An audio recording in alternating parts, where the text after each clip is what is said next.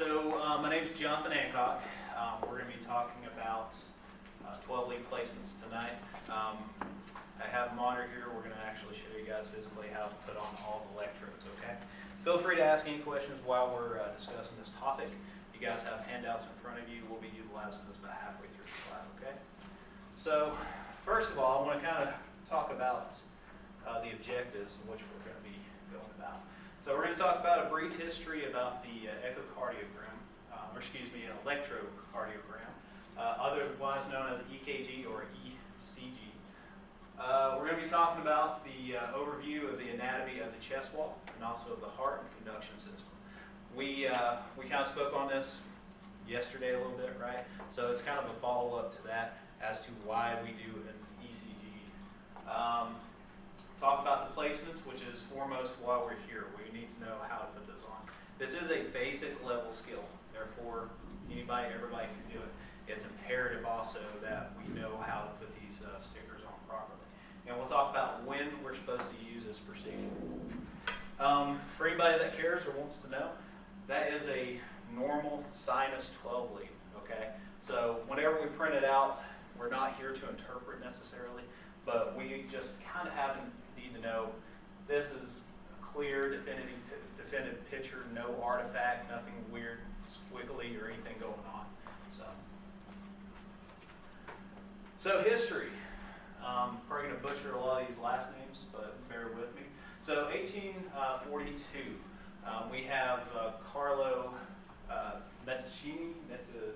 He's an Italian scientist who discovers that electricity actually correlates with every heartbeat. So along with that, we have this French scientist who actually discovers that, uses a frog and figures that that there's electrical pattern along with each heartbeat.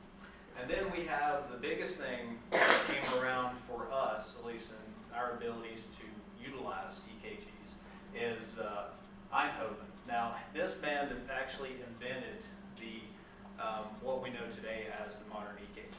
However, at the time, it wasn't as advanced as we have. It was 3 leads that was applied to a person using this huge, massive machine to see a heartbeat. So it wasn't really much as far as viewing is concerned. So in 1906, as you can think, this is over 100 years ago. It's very impressive, remarkable even. He uses a string electrometer EKG, and he diagnoses some heart problems. So 1906, turn of the century, people are being diagnosed with heart problems. Remarkable, right? So after that, 18 years later, he receives the Nobel Peace Prize. And now, in 1938, HA starts utilizing all those cardiac abilities. And the Cardiac Society of Great Britain has defined the proper placement for all these 12 leads, which we actually still mostly use today. There's a picture. Look how amazing that thing is. Comparatively, you can't fit that in a bag of ambulance, right? It's impossible, right? So you see that he has 3 different vats full of water. He has each of his hands in one and his left leg in another. Look into the Eindhoven triangle when you guys have time. I don't want to really go into deep, a lot of depth into it, but it's very interesting, very remarkable how that thing worked. So there's your conduction system. As you guys remember, that SA node, the sinoatrial, then we have the different tracts that kind of bifurcate off into the different areas of the atrium. And then you have your AV node, your atrioventricular node, and then the pathways go all the way down to the different bundle branch blocks and to the Purkinje's fibers. So like I said, chest wall anatomy is super imperative that we know. The reason being is because whenever we put our 12 lead cables on there, we have to know how to palpate, how to find those different areas. So we kind of have a good sense of where the sternal body is, right in the center. Off of that are all of our ribs with the intermuscular areas in between. So whenever we go to palpate, the actual number that we're going to follow is actually above the rib. It's not actually, so what would be the fourth rib, if you go just above that, is a space in which we're going to put these electrodes on, okay? And be careful, because there'll be a lot of places out there that will tell you, follow the nipple line. Nipple line changes depending on the person's anatomy, okay? Some people's may be a little higher or a little lower than what it's supposed to be. Therefore, we have to actually know how to fill. I'll show you guys a shortcut that I have found works fairly well in the field. It gets you pretty darn close as far as those first V1 and V2 leads, okay? And like I said, if you have these electrodes out of place, out of sorts, and they're not in the right place, that's not going to give you a good quality 12 lead. It's imperative that the placement is proper, okay? That's be in the right place. So look on your handouts there. This is pretty much a cut and paste of the procedure, okay? So when you go through, you just make sure, of course, like I said, if the patient's unstable, we need to make them stable first. This comes after all that, okay? We need to fix them up first. So we walk through, and what we need to do when we're preparing the patient, don't put the electrodes on the patient first, put them on the actual wires. The reason being is these things are kind of hard to snap on and off. So if you have this on the skin and you're trying to push it, you're going to create a little pain possibly, all right? So leave them off until you get the electrodes on, okay? At the very end, I'll show you guys later how to load somebody's name into these. It's nice to have their name and at least the age. That way when we transmit it to the hospital, they have it there. It has their name, their age. That way the cardiologists don't get it mixed up with something else, okay? We are going to have to expose the chest, obviously, to do this. However, we need to keep the person's modesty in mind, okay? We don't need to just go and rip their chest open. I tell all my patients, especially female patients, whenever I'm exposing their chest, we're going to keep you as modest as possible. So I like to have a sheet down here at the waist, and whenever I'm lifting up their shirt, I like to carry the sheet up around that too, okay? And once I work my way down, I just keep just that area covered, okay? The issue you might run into is you may have to completely expose the chest, just for the sheer fact that the anatomy may not be as visible or as easy to see. So with that, like I said, just keep people modest as possible. So this is where it gets really fun. I wish I could have printed these out in a color form. It would have been a little easier to see. But the good thing is with these wires, you see that they're all colored, right? So we have red, black, white, and green. They also have, they make these paramedic proof, like I always say, LL, LA, RL, and RA. What do these mean? Left arm, left leg. There you go. So right arm, left leg, left leg.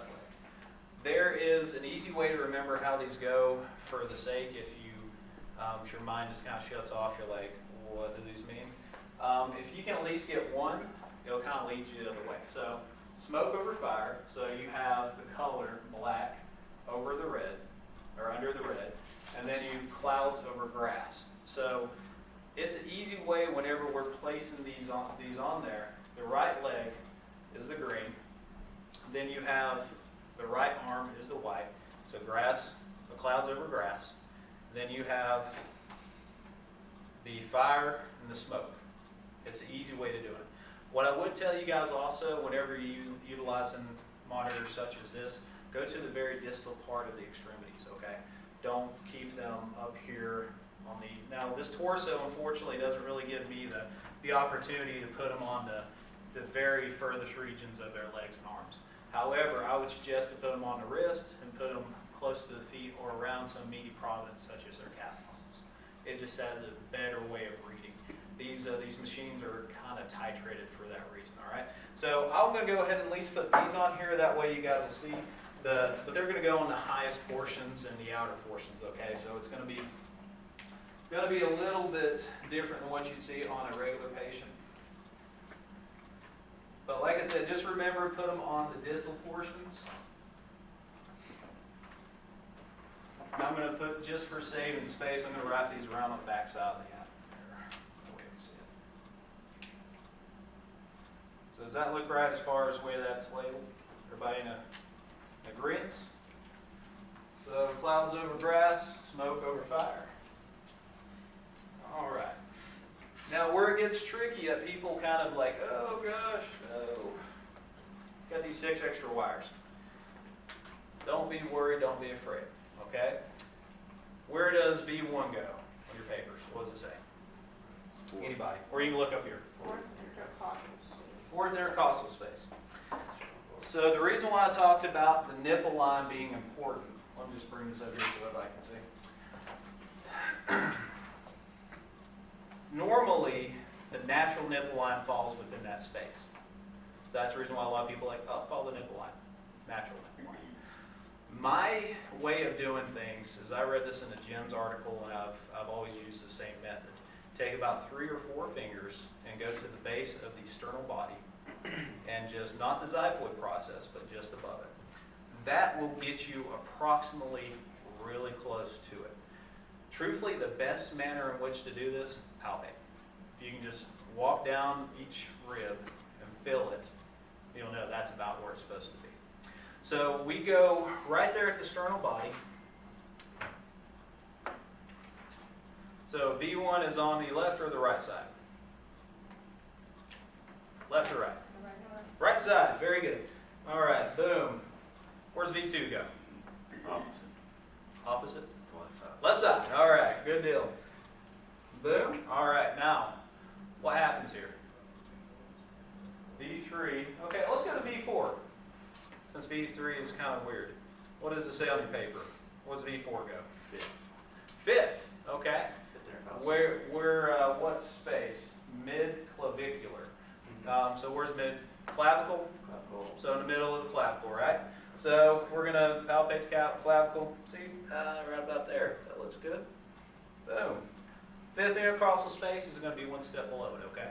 You can palpate, if possible, fill that area. So where's V3 go? In between those two. In between V2 and V4, exactly. These are going to be stacked on each other. There, this torso is a little small. Okay, V4, or V5, excuse me. Level with V5. Did you say 6, 5 or 6? V4, or V5.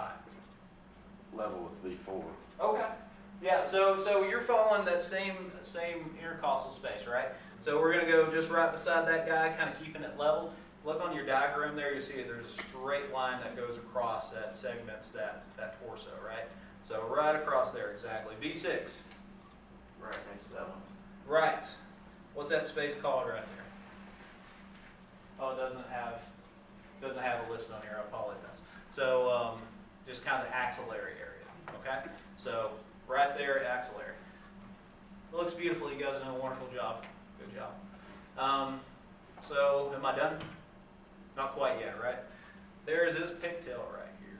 This guy has to go into this guy. If it doesn't, no worky, okay? So we have to have this plugged in.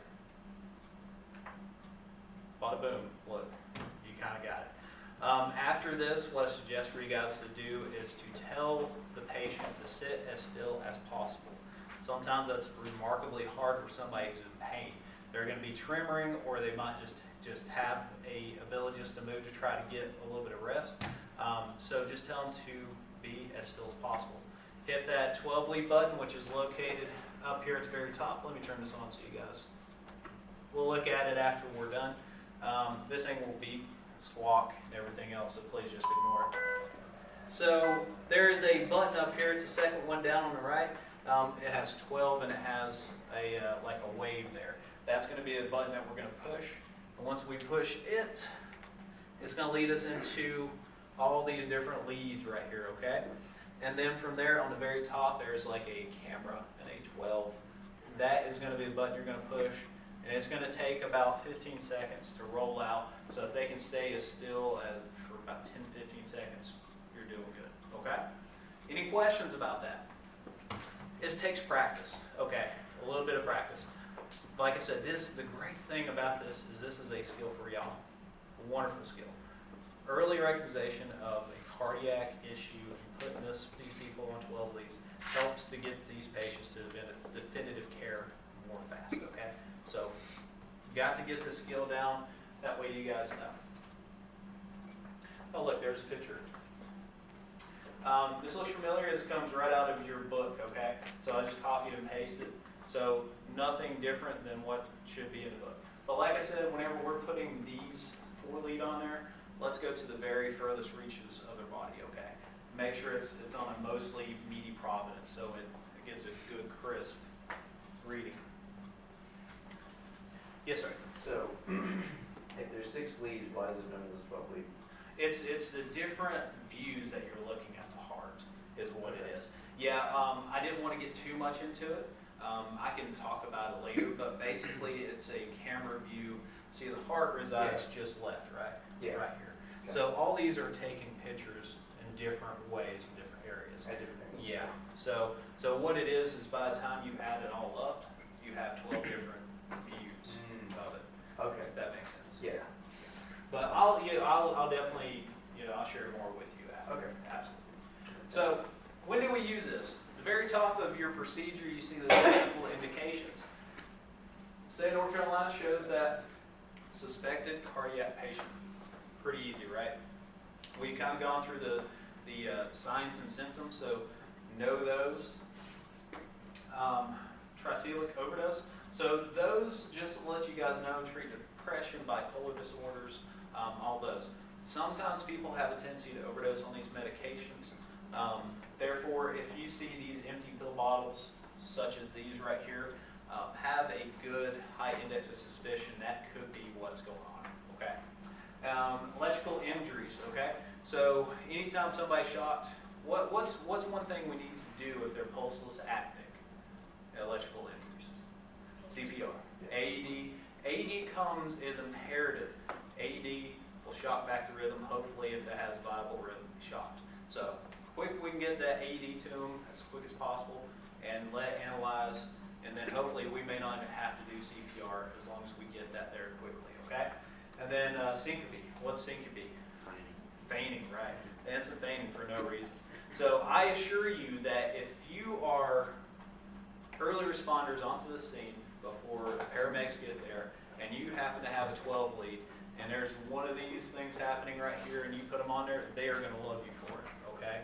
Some people might get a little grouchy about it because if we do this in our local protocols, we have to call medical control to be okay because it's advanced level care to interpret.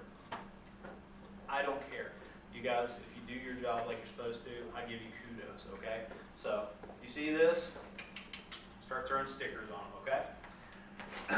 And like I said, we talked about it, the stability, make sure they're stable first. If they're unstable, don't be spending time trying to put these stickers on, okay?